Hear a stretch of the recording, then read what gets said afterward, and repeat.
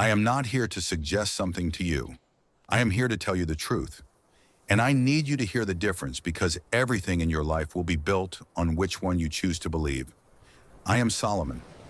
I asked God for one thing, wisdom, and he gave it to me beyond every king before or since.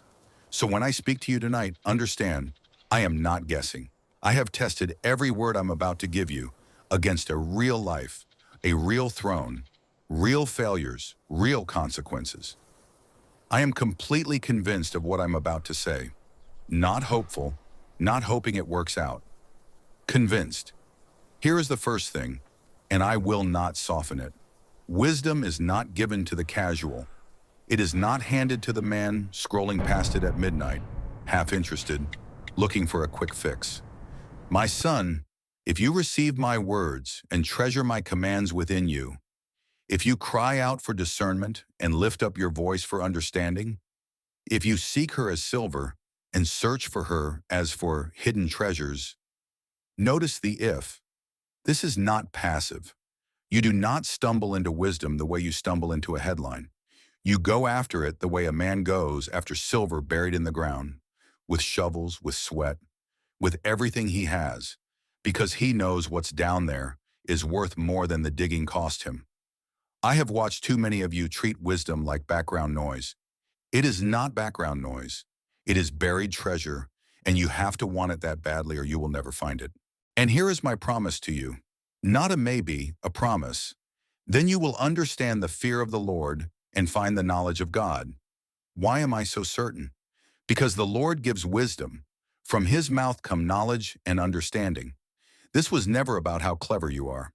I had every resource a man could want, and still, wisdom did not come from my intellect.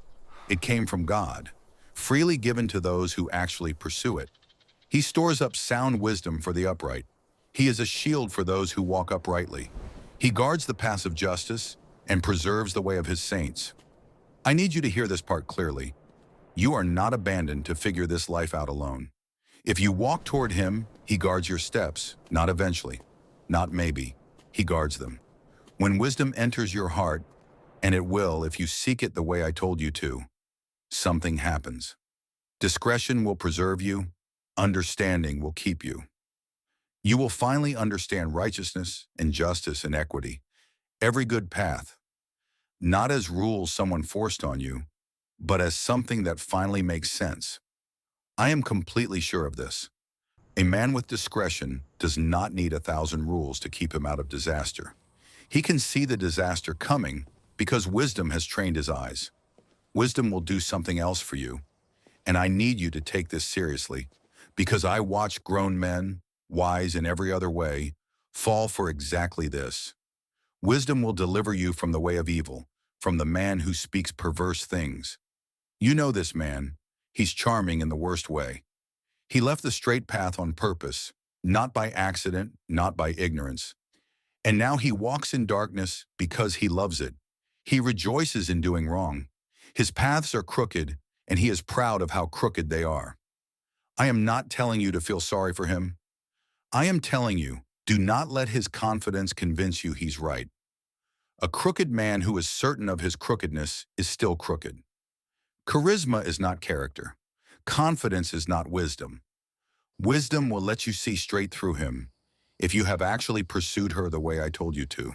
And wisdom will deliver you from the seductive voice, the one who flatters with her words, who has forsaken the covenant of her commitments. I will be plain with you because love demands plainness. Her house leads down to death. Her paths lead to the dead. None who go to her return. None of them find again the paths of life. I built more wealth and tasted more pleasure than any man in this generation will ever know. And I am telling you with everything in me, that road does not lead where it promises to lead. It promises life and delivers a grave. I am not speculating.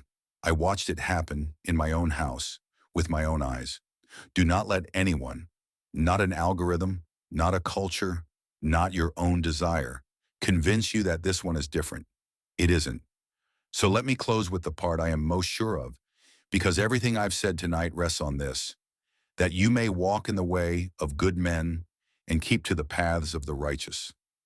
This is not a suggestion for the spiritually advanced. This is the only road that ends well. The upright will dwell in the land. The blameless will remain in it. And the wicked, those who abandon this path for the shortcut, the seduction, the crooked confidence, will be cut off. The unfaithful will be uprooted from it. I am not saying this to frighten you into obedience. I am saying it because I am completely convinced it is true, the way I am convinced the sun will rise tomorrow. I have seen both endings with my own eyes. The man who dug for wisdom like silver, and the man who didn't. One stood. One was uprooted. You get to choose which one you become, but you do not get to choose the ending each road leads to. That part was already decided, long before either of us were born. Seek her like silver. Walk uprightly. Stay. That is the whole of my word to you tonight, and I will not take a single sentence of it back.